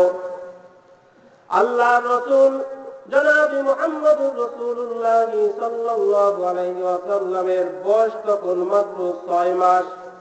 জনম দুঃখিনী মা হযরতে মা আমিনা আল্লাহর রাসূলকে সঙ্গে করে নিয়ে মদিনার দিকে যাইতেছে। আসল জায়গা কিন্তু ঠিক রাখতে হবে। আমি আবার জিজ্ঞাসা যদি করি, না বলতে পারলে কিন্তু বন্ধ করে দিব। চরিত্র মাপার জন্য কয়টা জিনিস? 1 নম্বরে ব্যবসা করতে গিয়ে আল্লাহ রাসূল পরিপূর্ণভাবে চরিত্রের পরিচয় দিয়েছে। বিবাহের ক্ষেত্রে, নারীদের ক্ষেত্রেও দিয়েছে। এখন চলতেছে সেই ওয়াজ। মদিনায় চলে গেলেন আল্লাহ রাসূল জনাব মুহাম্মদুর রাসূলুল্লাহ সাল্লাল্লাহু আলাইহি ওয়াসাল্লাম। মদিনায় যাওয়ার পরে হযরতে মা আমিনাকে বারবার বলতেছে, আম্মা আব্বা কোথায়, আব্বার কাছে যাব। কিন্তু হযরতে মা আমিনা বাবার কবরের কাছে নিয়ে যায় না। আমার ছোট্ট শিশু মুহাম্মদকে যখন নাকি ওর বাবার কবরের কাছে নিয়ে যাব, যখন আব্বা আব্বা করে ডাক দিবে ও তো বুঝবে না। যখন ওর বাবা আব্দুল্লাহ যখন ওর ডাকে সাড়া না দিবে, আমি না বরদাস্ত করতে পারবো না। সালাম করতেছে। আল্লাহ রাসূল বলেন, খাদিজা আমার চাচাতো মামা আব্দুর রহমান আমাকে বেশি ভালোবাসতেন। আমাকে কোলে করে নিয়ে বাড়ির এদিকে সেদিকে ঘোরাফেরা করাতেন। মনোরম বিভিন্ন দৃশ্য আমাকে দেখিয়ে ভুলাতে চেষ্টা করতেন, যাতে করে আমি বাবার কথা ভুলে যাই। কিন্তু আমার মনের ভিতরে বাবার টান আমাকে কিছুতেই ভুলাতে পারে না। একদিন আমার আম্মা হযরতে মা আমিনা আমার বাবার কবরের কাছে নিয়ে গেলেন আমাকে। সেখানে গিয়ে আমাকে দেখালেন, রে মুহাম্মদ, দুনিয়াতে তুমি আসার পরে যেই মানুষটি সব চাইতে বেশি খুশি হতো, সে আর কেহ নয়, সে হলো তোমার সম্মানিত পিতা হযরতে আব্দুল্লাহ। জনম জনমের মতো এই জায়গায় শুয়ে ঘুমাইতে আছে। আল্লাহর রাসূল বলতেছেন, আমার নানা বাড়ি থেকে মক্কার দিকে আসার জন্য আমরা তৈরি হতেছি। হযরতে মা খাদিজাতুল কুবরা রাদিয়াল্লাহু তাআলা আনহার সাথে বলতেছেন, খাদিজা এমন সময় আমার জনম দুঃখিনী মা হযরতে মা আমিনা আমাকে ডাক দিলেন, রে মুহাম্মদ, বাবারে খেলাধুলা বন্ধ কর, একটু আমার কাছে আয়, একটু আমার বুকের উপরে আয়। মনে হয় আমি আর বেশি সময় তোর সাথে থাকতে পারবো না। মায়ের কাছে ছুটে আসলেন 6 বছরের শিশু মুহাম্মদ। হযরতে মা আমিনার কাছে আসলেন। হযরতে নবী মুহাম্মদুর রাসূলুল্লাহ সাল্লাল্লাহু আলাইহি ওয়াসাল্লামকে তার মাথা মুবারক নিয়ে বুকের সাথে মিলাইয়া দিয়ে বললেন, বাবারে আমি মনে হয় আর দুনিয়াতে বেশি সময় থাকবো না। প্রচন্ড জ্বর উঠেছে, আমার বুকের ভিতরে ব্যথা করতেছে। বাবারে কাঁদবি না, কাঁদবি না। সাথে নিয়ে আসছিলেন তাদের জন্য গৃহ পরিচারিকা একজন নারী। তাকে ডাক দিয়া বললেন, যে আল্লাহর বান্দি, আমি তো দুনিয়াতে থাকবো না, মুহাম্মদকে সঙ্গে করে নিয়ে আদর করে করে রাত্রে খাবার খাওয়াইতাম, একই বিছানায় ঘুম যাইতাম। আমি তো আর থাকতে পারবো না, মুহাম্মদকে তো একটু আদর করে খানা খাওয়াই। আল্লাহ রাসূল মুহাম্মদুর রাসূলুল্লাহ সাল্লাল্লাহু আলাইহি ওয়াসাল্লাম মায়ের বুকের ব্যথা দেখে ছোট্ট শিশু মাকে আদর দিয়ে বলতেছেন, আম্মা আমি কি ডাক্তারের ব্যবস্থা করব নাকি? মা আমিনা বললেন, রে মুহাম্মদ, এমন দিক থেকে ডাক এসেছে আমি বুঝতে পেরেছি দুনিয়ার কোন ডাক্তার আমাকে আর বাঁচাইয়া রাখতে পারবে না। আল্লাহর নবীর আম্মা জান দুনিয়া থেকে চলে গেলেন, দাফন কাফনের ব্যবস্থা করলেন। আল্লাহর নবীর জনম দুঃখিনী মাকে কবরের দিকে নিয়ে যাইতেছেন।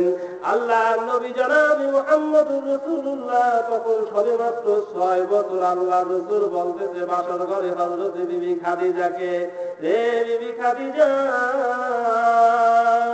আমাকে আমার মাকে তার কাফন কফিনকে যখন নাকি কাঁধে করে নিয়ে মানুষগুলো কবরের দিকে যাইতেছে, আমার বাবার কবরের কাছে আমার মাকে দাফন করবে, আমি তখন আমার চাচাতো মামা আব্দুর রহমানের কোলে ছিলাম। আমি পিছনে বসে বসে আম্মা আম্মা করে চিৎকার দিয়ে কাঁদতেছি, দাঁড়াও রে দাঁড়াও, জনমের মতো করে আমার মায়ের নুরানি চেহারা মোবারকটুকু আমাকে একটু দেখাইয়া যাও খাদিজা।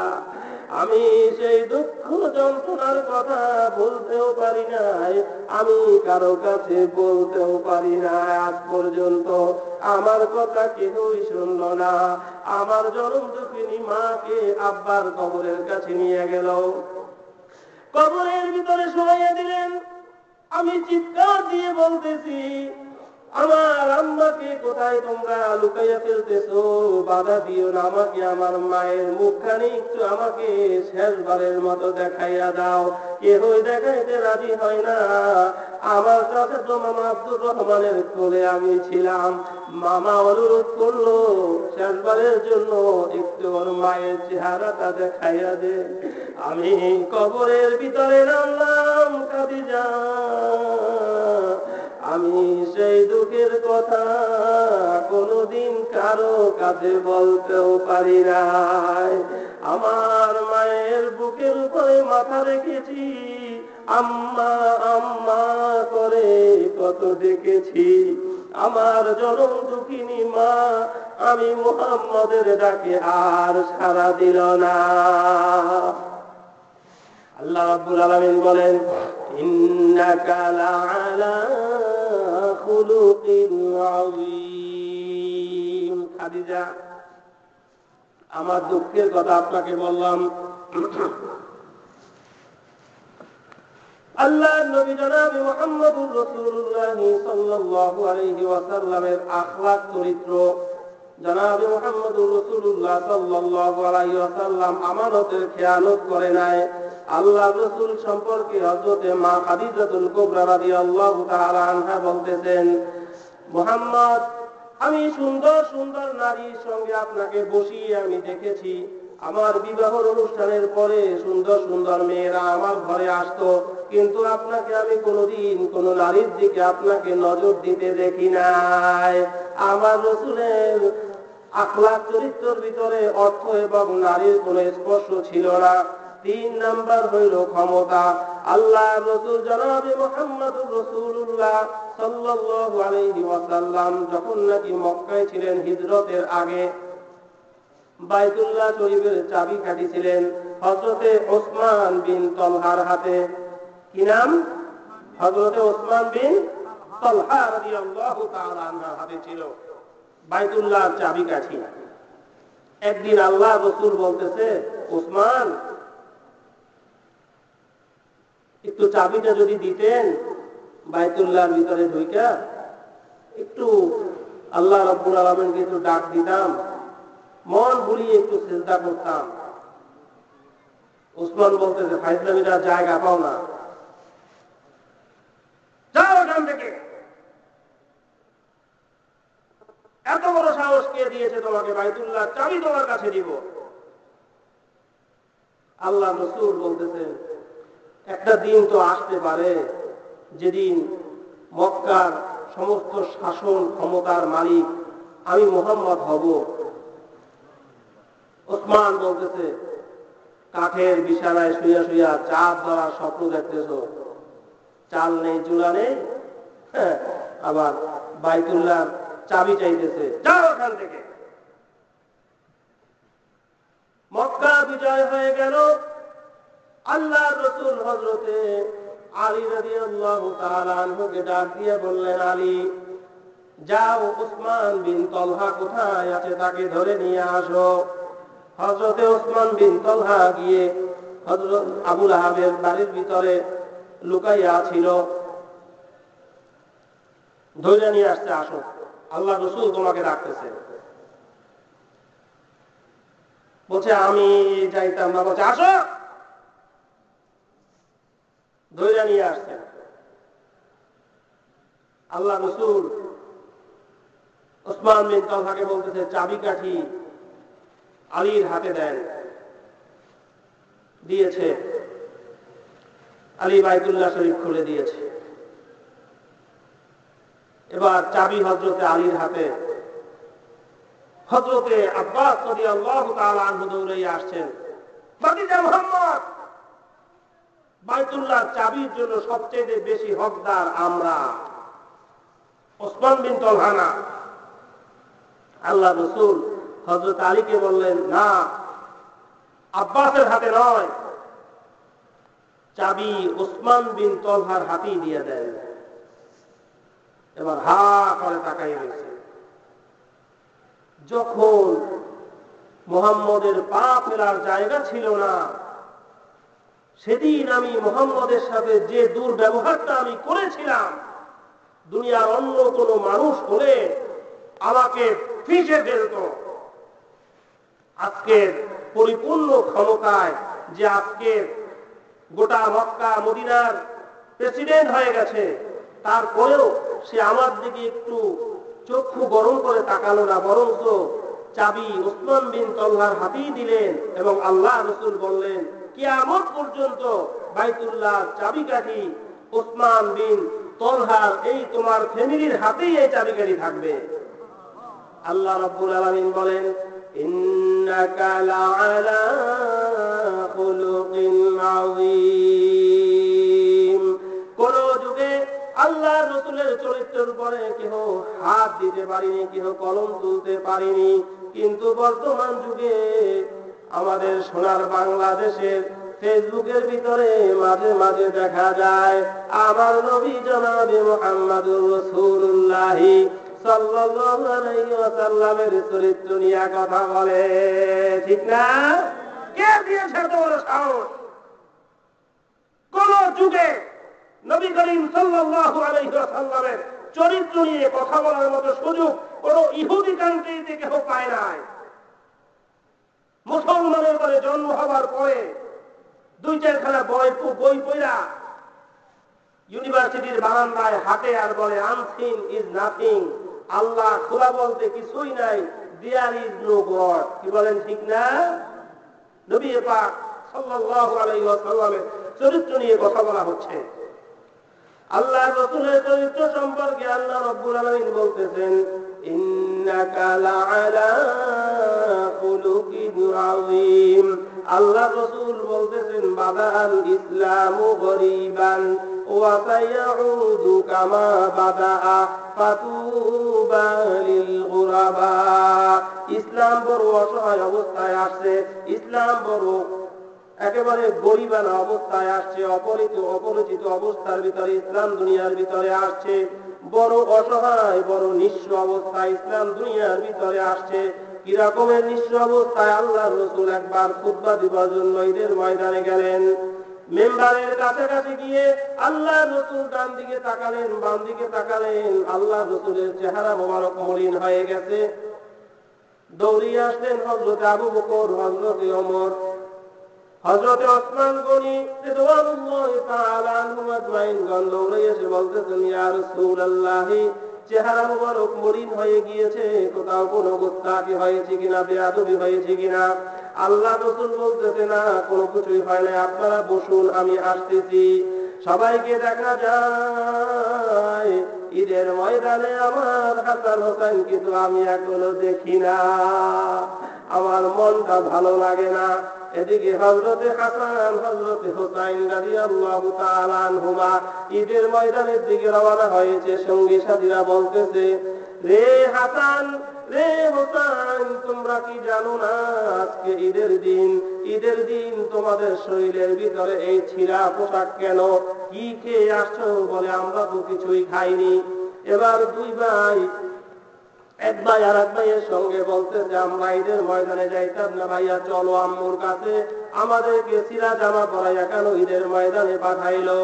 বাড়িতে চলে গেলেন, গিয়া হযরতে মা ফাতেমা রাদিয়াল্লাহু তাআলা আনহাকে ডাক দিয়া বলতেছেন, আম্মা, আম্মা, তুমি কি জানো না আজকে ঈদের দিন? তুমি কি জানো না আজকে ঈদের দিন? যতক্ষণ পর্যন্ত আমাদেরকে নতুন জামা না দিবা, ততক্ষণ পর্যন্ত আমরা ঈদের ময়দানে যাব না।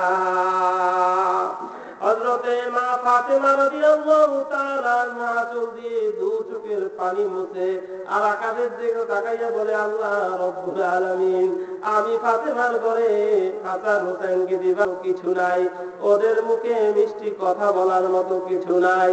রব্বুল আলামিন, ওদের এই কথার জবাব তুমি আয়েশা দিয়া যাও। এর ভিতরে আল্লাহ রাসূল জনাবে মুহাম্মদুর রাসূলুল্লাহ সাল্লাল্লাহু আলাইহি ওয়াসাল্লাম ঈদের দিন সকালবেলা হযরতে মা ফাতেমার ঘরের দরজা নক করলো। ঠক ঠক ঠক। ফাতেমা, দরজা খোলো। কোনো শব্দ নাই। আবার বললেন, ফাতেমা, দরজা খোলো। কোনো শব্দ নাই। এবার আল্লাহ রাসূল বলতেছেন, রে ফাতেমা, তুমি জানো না ঈদের দিন তোমার বাড়িতে কে আসে? আখিরি জামানার পয়গম্বর তোমার বাবা জনাবে মুহাম্মদুর রাসূলুল্লাহ সাল্লাল্লাহু আলাইহি ওয়াসাল্লাম তোমার দরজায় মেহমান হয়ে দাঁড়িয়ে আছে। তাড়াতাড়ি দরজা খুলে দাও। হাসান হোসেন কোথায়? ওদেরকে আমার হাতে তুলে দাও। হযরতে মা ফাতেমা ঘরের ভিতর থেকে ডাক দিয়ে বলতেছেন, আব্বা, দুনিয়ার সবচাইতে দামি মানুষটি, দুনিয়ার সবচাইতে সুন্দরী মানুষটি, সমস্ত দুনিয়ার সবচাইতে সম্মানিত মেহমান আখির জামানার পয়গম্বর জনাবে মুহাম্মদুর রাসূলুল্লাহ সাল্লাল্লাহু আলাইহি ওয়াসাল্লাম ঈদের দিনে তার মেয়ের বাড়িতে, তার জামাই বাড়িতে এসে দরজায় দাঁড়িয়ে আছে। আমি ফাতেমা তা অনেক আগে দেখেছি। আব্বা, আমি ফাতেমার শরীরে এই পরিমাণ কাপড় নাই, যেই পরিমাণ কাপড় নিয়ে একটা কন্যা সন্তান তার বাবার সম্মুখে যেতে পারে। আল্লাহ রাসূল বললেন, হে ফাতেমা, হাসান হোসেন কোথায়? আব্বা, ওরা কান্নাকাটি করে পিছনে ঘুমাইয়া আছে। আল্লাহ রাসূল জনাবে মুহাম্মদুর রাসূলুল্লাহ সাল্লাল্লাহু আলাইহি ওয়াসাল্লাম হযরত ইমাম হাসান ইমাম হোসেনকে ঘুমন্ত অবস্থায় মাটি থেকে উঠাইয়া করে নিয়েছে। দুই ভাই দুই দিক থেকে নানার দাড়ি ধরছে। নানা, যতক্ষণ পর্যন্ত নতুন জামা না দিবা, ততক্ষণ পর্যন্ত ঈদের ময়দানে যাব না। আল্লাহ রাসূলের চোখ থেকে পানি বের হইয়া গেছে। আল্লাহ রাসূল বরদাস্ত করতে পারে না, আসমানের দিকে তাকায়, নবীদেরকে আদর দেয়। এমন সময় হযরতে জিবরাইল আলাইহিস সালাতু ওয়াস সালাম ওহী নিয়ে আসলেন। ওয়া আমুর আহলাকা বিস সালাতি ওয়াসবির আলাইহা লা নাসআলুকা রিজকান নাহনু নারযুকুকা ওয়াল আকিবাতু লিত্তাকওয়া।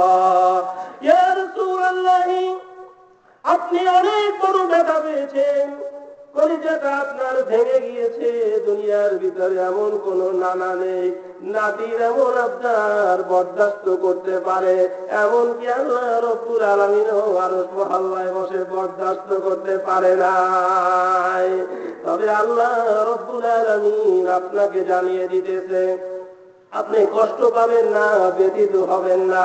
আপনার আজকের এই ব্যথার কারণে আল্লাহ আপনার জন্য হাদিয়া পাঠিয়ে দিয়েছে, আল্লাহ আপনার উম্মতের জন্য হাদিয়া পাঠিয়ে দিয়েছে, উপহার পাঠিয়ে দিয়েছে। যদি আপনার উম্মত যদি দুনিয়ার ভিতরে 5টা কাজ ঠিক ভাবে করতে পারে, 5 ওয়াক্ত নামাজ যদি ঠিক ভাবে যদি আদায় করতে পারে, আপনি আজকে যে ব্যথা পেয়েছেন আল্লাহ রব্বুল আলামিন স্বয়ং নিজেও কষ্ট পেয়েছে, আপনার ব্যথায় ব্যথিত হয়েছেন। আপনার উম্মত যদি 5 ওয়াক্ত নামাজ যদি ঠিক মতো আদায় করে, আল্লাহ রব্বুল আলামিন আপনার উম্মতদেরকে কখনো রিজিকে কষ্ট দিবে না। আল্লাহ রাব্বুল আলামিন আপনার উম্মতদেরকে কখনো রিজিকে কষ্ট দিবে না। আল্লাহ রাব্বুল আলামিন রিজিকে বরকত দিয়া দেবে। আল্লাহ রাসূল বলতেছেন, মান সাল্লা লিল্লাহি 40 ইয়াওমান ফি জামাআতিন ইউদরিকু তাকবীরাতাল উলা। ও আমার উম্মতেরা, আমি তোমাদের জন্য বড় কষ্ট করিয়া দুনিয়ার ভিতরে আমি এই নামাজের জামাত কায়েম করেছি। তোমাদেরকে জানিয়ে দিয়ে গেলাম, যারা দুনিয়ার ভিতরে পাপ করবা তাদের জন্য আমি বলে গেলাম, 40 দিন পর্যন্ত যদি তাকবীরে উলার সাথে যদি 5 ওয়াক্ত নামাজ আদায় করতে পারো, আল্লাহ রাব্বুল আলামিন আমার উম্মতকে 2টা পুরস্কার দান করবে। বলেন সুবহানাল্লাহ। মান সাল্লা লিল্লাহি 40 ইয়াওমান ফি জামাআতিন ইউদরিকু তাকবীরাতাল উলা কুতিবা লাহু বারাআতানি বারাআতুম মিনান নিফাকি ওয়া বারাআতুম মিনান নার। তোমার অন্তরের ভিতর থেকে মুনাফিকি ভাবকে আল্লাহ তুইলা নেবে। তোমার অন্তরের ভিতরে দুনিয়ার ভিতরে যত রকমের মুনাফিকি, বেঈমানি, ফাইজলামি, বান্দা করেছো, তুমি ব্যবসা করেছো, ব্যবসার ভিতরে তুমি সোয়াবিন তেলের ভিতরে পাওয়েল মিলাইয়া দিয়েছো, আতরের ভিতরে সোয়াবিন তেল মিলাইয়া দিয়েছো, বউকে রাইখা দূরে গিয়া ফসকি করেছো। বলেন ঠিক না? মোবাইল বউরে ধরতে দেয় না, সমস্যা আছে। দুনিয়ার ভিতরে যত রকমের বেঈমানি, মুনাফিকি বান্দা দুনিয়ার ভিতরে করেছো, আল্লাহ রাব্বুল আলামিন তোমার এই মুনাফিকি গুলোকে আল্লাহ রাব্বুল আলামিন মাফ কইরা দিবে এবং আল্লাহ রাব্বুল আলামিন তোমাকে নিজ দায়িত্বে বিনা হিসাবে আল্লাহ রাব্বুল আলামিন জান্নাতে পৌঁছাইয়া দিবে। শুধু এই পর্যন্তই নয়, আল্লাহ রাসূল বলতেছেন, আসসালাতু মিরাজুল মুমিনিন, নামাজ হইল দুনিয়ার ভিতরে আমার উম্মতের জন্য মেরাজ স্বরূপ। আমি আল্লাহ রাব্বুল আলামিনের কাছে মেরাজের রাত্রিতে, লাইলাতুল মেরাজে আল্লাহর কাছে গিয়ে আল্লাহ রাব্বুল আলামিনের সাথে সামনাসামনি বৈশা 25 থেকে মতন করে 27 বছর পর্যন্ত সামনাসামনি আল্লাহর সাথে আমি কথা বলেছি। আল্লাহ রাব্বুল আলামিন আমার সাথে প্রাণ খুলে কথা বলেছে। আল্লাহর হাবিব তার উম্মতদেরকে বলে গেছেন, ও আমার উম্মতেরা, যদি তোমরা 5 ওয়াক্ত নামাজ যদি ঠিক মতো আদায় করতে পারো, আমি নবী যেভাবে আমার খোদাকে আমি দেখেছি, দুনিয়ার ভিতরে তোমরা আমার খোদাকে সেভাবেই দেখতে পাইবা। ইমাম আযম আবু হানিফা রাহমাতুল্লাহি আলাইহি, আমাদের মাযহাবের ইমাম, তিনি বলেন, ও দুনিয়ার মানুষ, তোমরা কে কতবার চামড়ার চোখে খোদাকে দেখেছো? আমি আবু হানিফা চামড়ার চোখে আমার খোদাকে আমি 82 বার দেখেছি। হযরত ইমাম মালিক রাহমাতুল্লাহি আলাইহি বলেন, ও দুনিয়ার মানুষ, চামড়ার চোখ দিয়ে তোমরা কে কতবার দুনিয়াতে থাকতে আমার খোদাকে দেখেছো? আমি ইমাম মালিক আমার চামড়ার চোখ দিয়ে 100-র অধিক বার আমার খোদাকে দেখেছি। ইমাম তিরমিজি রাহমাতুল্লাহি আলাইহি বলেন, ও দুনিয়ার মানুষ, আমি চামড়ার চোখ দিয়ে আমার খোদাকে 80-রও অধিক বার আমি দেখেছি। আর আমরা দেখি সিনেমা অভিনেতারে, বলিউড আর হলিউডের অভিনেতা নেত্রীদেরকে আমরা দেখি, আল্লাহকে এখন আর আমরা দেখি না। উল্টা পাল্টা স্বপ্নে দেখি। ইহুদি, নাসারা, খ্রিস্টানদের কৃষ্টি কালচারকে পালন করতে করতে সব হারিয়ে ফেলছি। উপরও শেষ, নিচও শেষ। মায়াও বিয়ে পাস, পোলাও বিয়ে পাস, বিয়েতে বিয়েতে কম্ম হারা। দিন আর এখন আর নাই, বিয়ে হয়ে গেছে। বউ কয় তুমিও বিয়ে পাস, আমিও বিয়ে পাস। কি মুসলমানদের মতো সে বক্কর চক্কর নাম রাখছো, তোমার নাম বাবুল। বাবুল একটা নাম হইল নাকি? বাদ দাও এসব নাম। এখন থেকে তোমার নাম হইবে বাবু। এখন থেকে তোমার নাম বাবু। আর আমার নাম যেহেতু আসিয়া, এইসব নাম এখন আর চলতো না, আমার নাম আসু। বছর পার হতে না হতেই কবুতরের বাচ্চার মতো ফুটফুটে একটা বাচ্চা আল্লাহ দিয়েছে। হাঁটি হাঁটি পা পা একটু একটু কথা বলতেছে। আব্বা আম্মা কয় না, বাবুর বাবাকে বলে বাবু, আর মাকে ডাকে আসু। মহা সর্বনাশ। বিয়ার অনুষ্ঠানে যায়, বাবার বাড়িতে যায়, আম্মা বইলা ডাক দেয় না, মহা বিপদে পড়ে গেছে।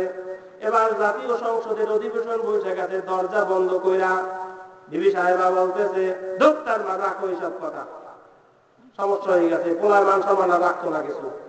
তোমারে বাবু ডাকে, আমাকে ডাকে আসু। যার তার সামনে বলে, চরম অপমান। কাজ করো। কমাস কম পোলারে শিখানোর জন্য হইল কিছুদিন তুমি আমারে ডাকবা আম্মা, আর আমি তোমারে ডাকবো আব্বা। এ হচ্ছে আমাদের মুসলমানদের চরিত্র, ক্যারেক্টার। আসসালাতু মি'রাজুল মুমিনিন, নামাজের মাধ্যমে আল্লাহকে দেখার কথা ছিল, কিন্তু আমরা এখন আর আল্লাহকে দেখি না। চরিত্র নষ্ট হয়ে গিয়েছে। হুজুর কি আসছে? আচ্ছা, আমাদের ক্যারেক্টার পুরাই নষ্ট হয়ে গেছে। যাও আছে কোন রকমের আছে। উদাহরণ দিয়ে বলতে হয়, একবারই মেহমান গিয়েছে। এখন মেহমান যাবার পরে ভালোভাবে খাবার টাবার দিয়েছে। আমার দিকে তাকাই, ভালো খাবার টাবার দিবার পরে পাশের রুমে ঘুম যাওয়ার জন্য দিয়েছে ভাঙা একটা খাটে। আমার কথা বুঝে আসছে তো? ভাঙা একটা খাটে ঘুমানোর জন্য দিয়েছে। এখন মশারি আর দেয় না। মেহমানের বাড়িওয়ালা একটু নারাজ, আসার আর সময় পাইল না। আগেকার দিন তো হাটবার নাই, তুমি আমার বাড়িতে চলে আসলে আজকে তো খাওয়া দাওয়া মোটামুটি ভালোই খাওয়াছে। মশারি আর দেয় নাই। সারা রাত ছাড় পোকায় কামড়াইছে, উপর দিয়া মশায় যা করার তো করছে। এখন সকালবেলা বাড়িওয়ালা জিজ্ঞাসা করতেছে, ভাইজান কেমন আছেন, ঘুম কেমন হইল? আছি আর কি, মশায় তো উড়াইয়েই নিয়ে যাইতো, শুধু পারে নাই, ছাড় পোকায় নিচ দিয়া কামড়াইয়ে ধরছে, এই জন্য উড়াইয়া নিয়ে যাইতে পারে নাই। আমাদের কৃষ্টি কালচার এমন ভাবে নষ্ট হয়ে গেছে, ঘরে বাহিরে সব জায়গাতে গান বাজনা, বাদ্য বেপরদা, সুদ ঘুষ, উপর আর নিচ সমান হয়ে এখন গিয়েছে। কি বলেন, ঠিক না? আল্লাহ রাসূল বলেছেন, ইন্নাল্লাহা বাআসানি রাহমাতাল লিল আলামিন ওয়া বাআসানি বিমাহকিল মাআসিফ ওয়াল মাযামির ওয়াল আওসার ওয়াস সালিব ওয়া আমরিল জাহিলিয়া। আল্লাহ রাসূল বলেছেন, আমি দুনিয়াতে আসছি একমাত্র গান বাজনা এগুলোকে দুনিয়া থেকে উঠিয়ে দিবার জন্য, মূর্তি পূজা বন্ধ করার জন্য। কিন্তু মুসলমান গান বাজনা ছাড়া এক কদমও নড়তে পারে না।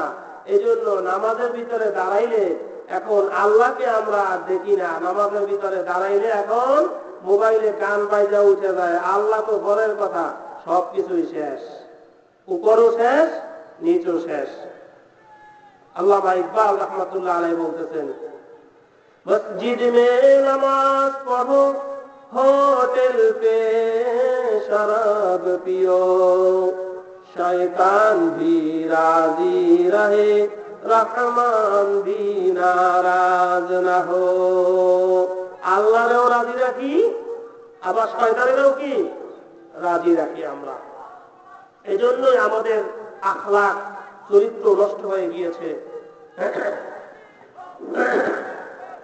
দরুদ শরীফ করি, আল্লাহুম্মা সাল্লি আলা সাইয়্যিদিনা মাওলানা মুহাম্মদ ওয়া আলা আলি সাইয়্যিদিনা মাওলানা মুহাম্মদ। শুকরি, আল্লাহুম্মা সাল্লি আলা سيدنا مولانا محمد وعلى آل سيدنا مولانا محمد صلى الله عليه وسلم। মুআজ্জাজ হাজিরিন, আমাদের আজকের মাহফিলের প্রধান আকর্ষণ হযরত মাওলানা কাসেম সাহেব হুজুর, তিনি আমাদের সম্মুখে হাজির হয়েছেন। যে আলোচনাটুকু আমাদের মাঝখানে হয়েছে, আল্লাহ রাব্বুল আলামিন আমাদের সবাইকে আমল করার তৌফিক দান করুক, বলি আমিন। আসসালামু আলাইকুম ওয়া রাহমাতুল্লাহি ওয়া বারাকাতুহু। নারে তাকবীর, আল্লাহু আকবার, নারে তাকবীর, আল্লাহু আকবার। হযরত মাওলানা আবুল কাসেম সাহেবের আগমন, শুভেচ্ছার স্বাগতম, শুভেচ্ছার স্বাগতম। মহতরমাসীর পক্ষ থেকে লাল গোলাপের শুভেচ্ছা, লাল গোলাপের শুভেচ্ছা। মহতরমাসীর পক্ষ থেকে, যুব সমাজের পক্ষ থেকে লাল গোলাপের শুভেচ্ছা। সম্মানিত এলাকাবাসী, সম্মানিত মুসলিম নেতাবাদী জনতা, যার যত অধিক আগ্রহে আমরা এতক্ষণ অপেক্ষা করছে, সেই শান্তির মেহমান, আন্তর্জাতিক থেকে সম্পন্ন মুবাসসির হযরত মাওলানা আবুল কাসেম সাহেব,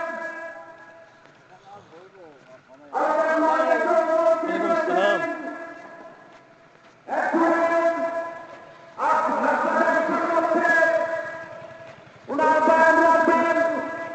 তার পূর্বে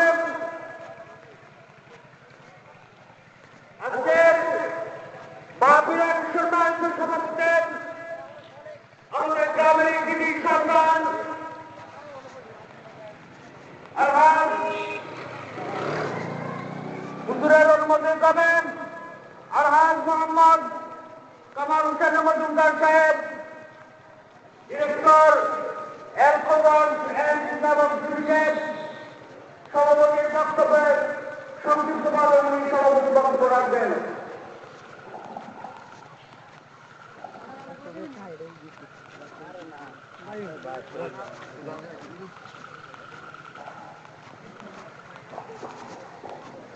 বিসমিল্লাহিররহমানিররহিম। আসসালামু আলাইকুম ওয়া রাহমাতুল্লাহি ওয়া বারাকাতুহু।